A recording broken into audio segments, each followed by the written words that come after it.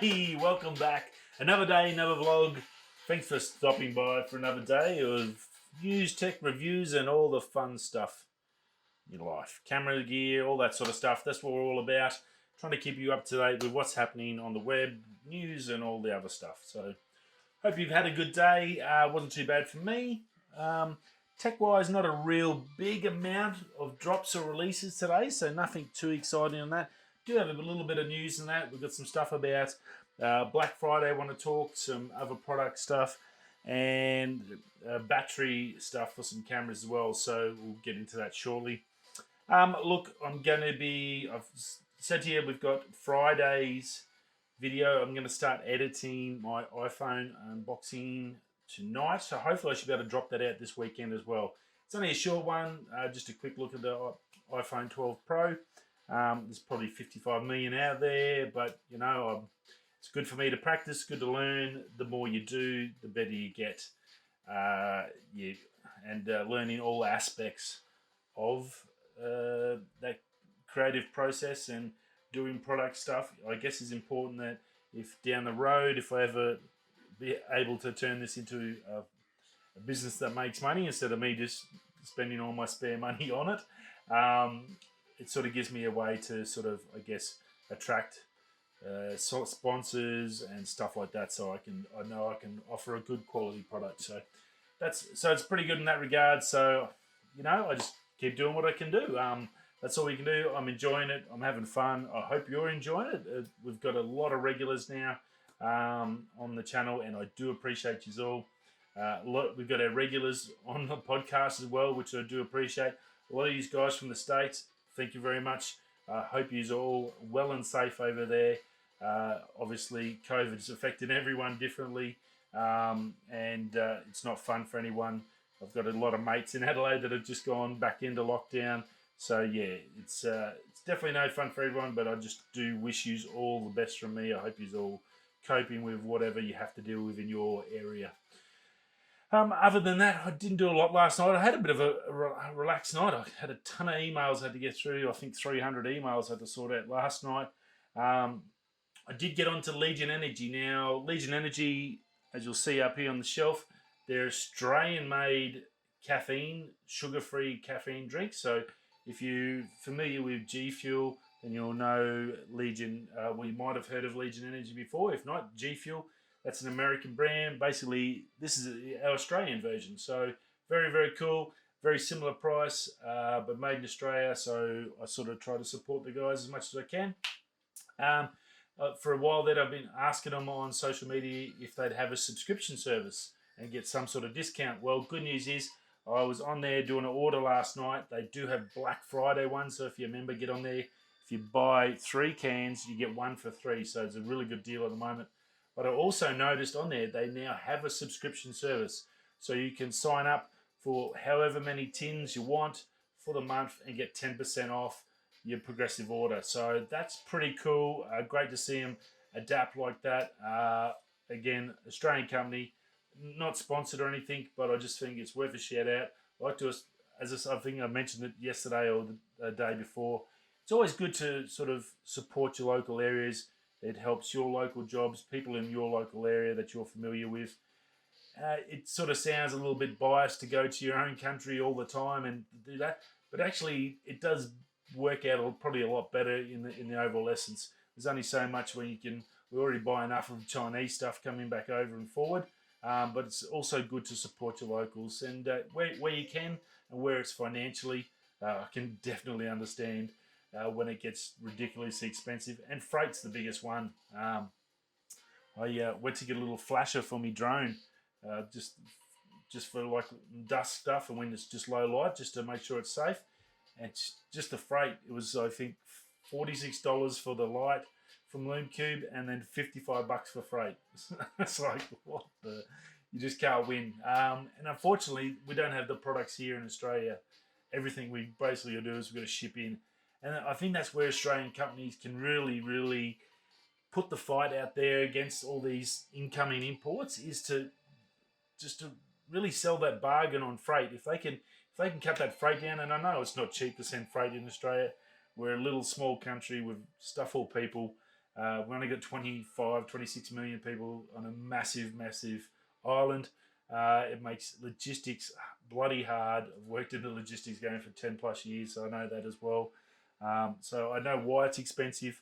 I also know that it is expensive compared to everywhere else, so it is tough for our shops here in Australia. So very, very tricky. But if you really push that freight, if you can work out a freight system and get a good partnership with a freight guy, well, then you're definitely going to be able to attract more customers there, because to get our stuff that we're after overseas costs a fortune in freight, and then you got to pay all these ridiculous import duties that Morrison and his crony henchmen and their criminal mates have keep dumping on it. It used to be free trade, and now we get taxed on everything. You used to get $1,000 free, and now everything you buy is 15 to friggin' 30% on import duties, which is just insane. So, and you can't buy it here, so that's even worse. So I think there's opportunities if you look there in that regard. So good to see Aussies getting out there, and they're getting bigger and better, and it actually tastes really good. I don't drink coffee, but I have this, and it actually works well. So it's a shout out to you. But if you're after a subscription one where you don't have to think, that's always good, and it's good to see them adapt. So good to see an Australian company listening to their customers. Very cool. Now, iPhone 12 Pro, cameras, videos. I don't know if I said to you, I did some video of Jack on the weekend. We went out to best mate's farm, and he just was out on a little quad bike doing some of that, and I just got some video to show Mum when we got home, and I was really, really impressed with the video. The photos, I haven't really noticed much of a difference. It seems, I guess, like an iPhone. They're good quality. They're a great photo if you're doing that. The portrait modes, you can sort of notice a little bit of a difference, I guess. The portrait mode's definitely got that sort of major bokeh to it. Obviously not probably a full proper photography camera, but if you're just doing stuff for family and Insta and stuff like that, it's really not going to show. But the video, I was super impressed with how amazing it does look. So that was pretty cool. Now, it has been ranked, DxO is one of the big camera, I guess, testers, platforms. Platform, I guess. And they are very well renowned for giving this. They do a DxO score list, and they rank cameras, lenses, all that sort of stuff. And if you do photography, video, stuff like that. And it's pretty well renowned. So iPhone 12 got in 4th place. Now it's behind a couple of Huawei's and an Oppo, I believe. And a lot of them, that was to do with zoom characteristics. They get like 10, 20 zooms or something ridiculous. Now obviously Huawei's pretty much banned everywhere on the planet, except for a few countries. So that wipes them out anyway. So it's really only the Oppo in front of us, I guess, Australia concerned, and for America. So, look, that's a really good score. Obviously, they didn't get to the top. But again, I think as the boys at Lou Lader said, photography, as we all know, everyone has their own opinion of photography. You've got your vintage people, you've got your film guys, you've got your black and white guys, you've got your landscape, you've got portraits, all that. There's so many different things, and everyone loves their thing, and nothing else is good enough. So I understand that it's very, very passionate field, which is really good for it, and I love how everyone fights for what they believe in. That's one of the good things about it. It's one of those few areas where PC goes out the window and everyone's like, "Nah, stuff you, your phone sucks." So it was pretty cool, and I think it did pretty well. And I think the video on it has jumped, at least from the iPhone 10. I didn't have an iPhone 11. I waited. I can't afford them every year. But from iPhone 10 to the 12 Pro, massive difference. Massive difference in the video. Huge, huge difference. So yeah, super impressed with that. Apple done very well, and good to see they got it up there in the 4th spot. So very, very cool. I'm sure Apple are pretty happy about that. Black Friday, if it's really, I guess, an American event that sort of seems to have crept over to Australia as well. I guess like most things American, we sort of seem to follow the similar sort of trends. There's a lot of sales on. There's a lot of stuff coming. One of the big ones, which I will mention, and it's looking pretty good. There's they're saying 20% off. I don't know if it's across the whole fleet or not, but DJI is having a Black Friday sale. It's 5 days. Look, this could be a good chance. I don't know if they're going to let you get that little Mini 2 at 20% off, because that's going to bring it right down. I noticed today, I was checking out just some Mini prices, and the Mini prices, the first series, have dropped by at least $100 to $200 in value. So Fly More combos, which were $700-800, are now only going to get $430 to $450, maybe $500, depending on what accessories. So the value's definitely dropped off on that. If you're after a cheap little drone and you really don't need 4K and you're not going to be flying at 10Ks and you just want a little bit of fun, it's a great time for Christmas. You can get in and get basically a brand new little Mavic Mini for whoever wants it, or for yourself, and learn to play with a drone and get used to it. Check out eBay, some great deals on there for that. But yeah, Black Friday's coming up, DJI. Every other store known to man is having sales on. As I said, Legion Energy's got theirs started. If you're already subscribed to that, you can already access that and get the 1 can for free. There's tons of deals. This is probably the best time to buy anything shopping-wise.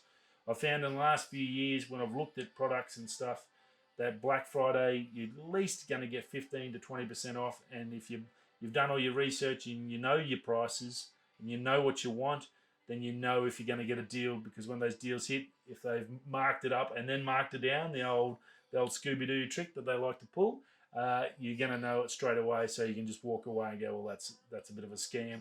And look, that happens all the time. Definitely, so you've really got to have those prices and know what you want to spend before and what it's actually worth before the sales come, well before, and then when it comes, you can check it out. So get ready for them. If you've been looking for something that you needed to get, this could be the time to actually save yourself some fundage, some fun tickets, and then put them towards something else. So be ready for that.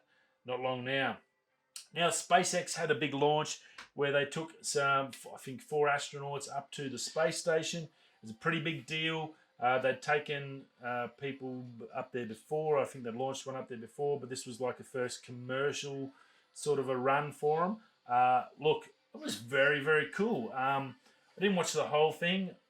It was a 4-hour video on YouTube. I only watched like a little bit when I had 5 seconds here and there. But seeing the rocket launch and the flames and take off, it drops its first segment, and then they land that first segment back on a ship in the middle of the ocean through a drone ship. That bit just blows your mind. I think the last time, and this is probably a bit of a remembrance and showing my age, the last time I watched a space shuttle launch or a rocket launch with people on it was the Challenger one. And I remember being in, I think it was primary school. Was it 85 or 86? So yeah, I would have definitely been primary school. And I remember us watching it at school, and when it blew up, teachers shut the telly off. It was all disasters everywhere, and those poor people passed away.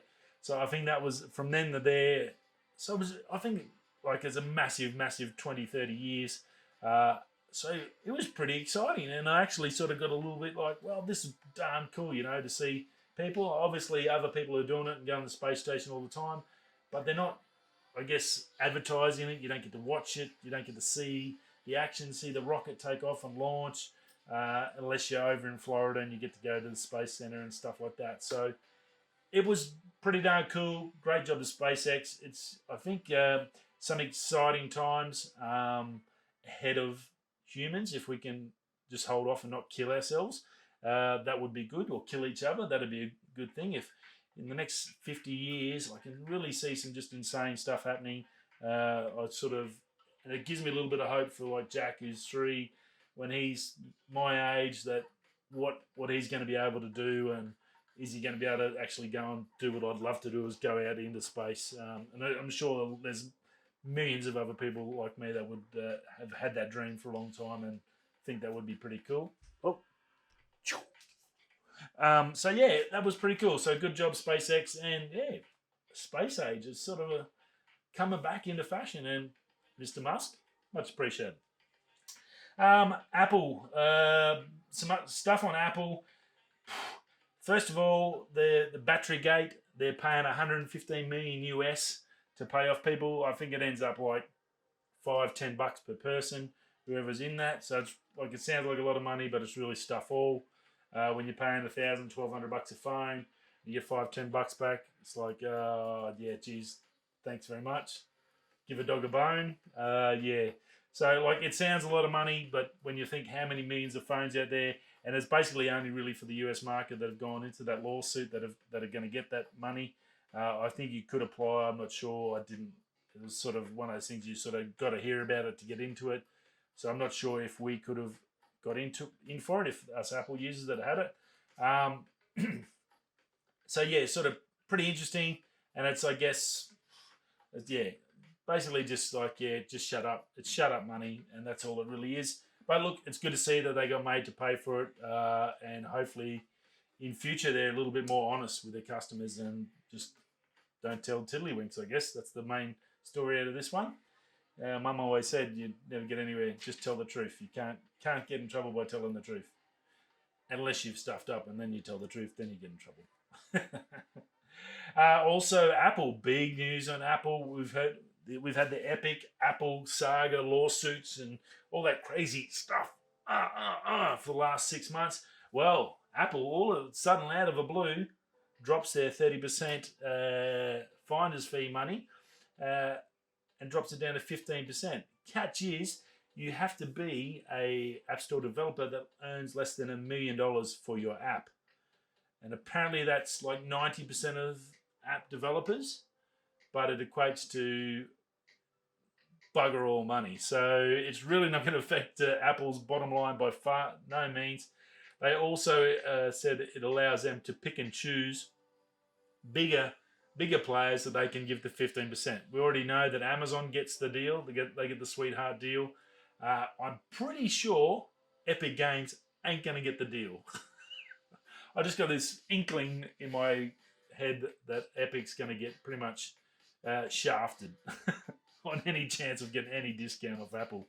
That lawsuit's still ongoing, still happening, but very interesting to see them slightly sort of just not admitting they're doing a bit of a dodgy, but just going, we'll just slide this out. Another one of those little sly launches where they don't tell anyone what that's going, but like, yeah, we're just going to do that. Obviously, everyone's watching them all the time, every time. They can't get away with anything. It got found out, so I think it was very interesting. And I think it'll actually be interesting to see how that affects the actual lawsuit and whether that will then give Epic a little bit more ammo to say, well, all of a sudden you did it, so like, what's the go, man? So very interesting. I think we'll hear a little bit more about that as we go along, as we have for the last few months on it. Now, they're tech-wise, as I said, not a big tech day. There's a new item from Canon Rumors. They mentioned it, and I thought it was pretty interesting. It doesn't cover every camera and every breed. Definitely not the M50, not the Canon RP, which I'm trying to buy. But it's called Extra, X-TRA battery. It's on Kickstarter. It's basically a fancy battery to suit your DSLRs, mirrorless, whatever cameras you've got, camera gear. They suit it. It is actually a heap of compatible cameras that it will suit. And look, it's very, very cool. It basically doubles the size of your battery. So it's a 3700 milliamp battery. It'll slide in. You do have to remove your battery door.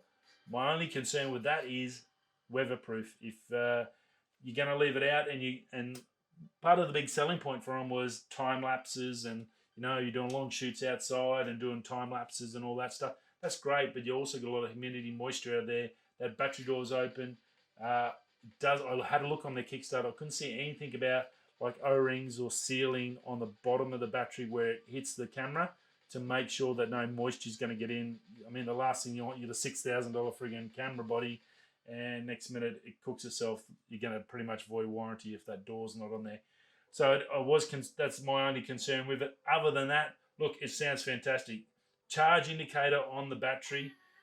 It's quick reload, so you can pop it in, pop it out, put a new battery in. It comes with its own charging case that you can recharge and supply power to other units. So if you've got the wireless Go on top of your camera, you can actually run the power from that to recharge the wireless Go directly out of the battery. So that was pretty cool. Or any other things like mic batteries or stuff like that. You can do all that. So that was pretty darn cool. Or lights and stuff like that can all come straight out of this battery. You can also, battery-wise, plug an external portable charging case. So if you've got a Zendure power bank, you can basically plug that straight into there and you're away. You basically have got endless power.